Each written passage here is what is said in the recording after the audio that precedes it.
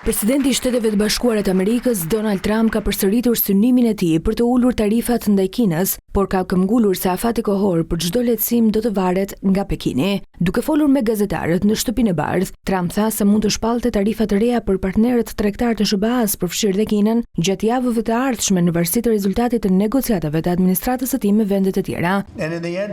Po kjo varet nga ata.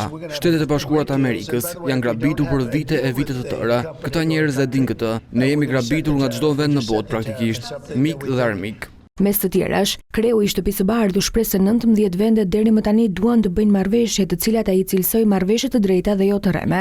Trump u shpreh gjithashtu se ai shkon shumë mirë me presidentin kinez Xi Jinping dhe shpresonte të shinte palët të arrinin një marrëveshje, ndërsa pranoi publikisht se tarifa e tij për 145% ndaj Kinës ishte shumë e lartë, por do të ulej ndjeshëm në një moment të caktuar. Por ne shkoj mirë, unë shkoj shumë mirë me presidentin Xi Jinping dhe shpresoj se mund të bëjmë një marrëveshje.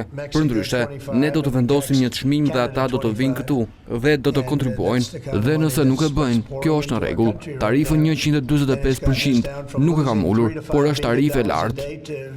Wall Street Journal raportoi se administrata Trump po konsideron uljen e tarifave për mallrat kineze me 50 deri në 60% në një përpjekje për të ulur tensionet. Raporti, i cili citon njerëz të njohur për këtë çështje, tregon se Trump po shqyrtonte një sër opsionesh për lehtësimin e tarifave, por do të priste që Pekini do të ulte tarifat e tij për 125% për mallrat amerikane në këmbim. Ndër të tjera, Trump u shpreh gjithashtu se tarifat në masën 25% për automobilat ndaj Kanadas do të rriten në vijim.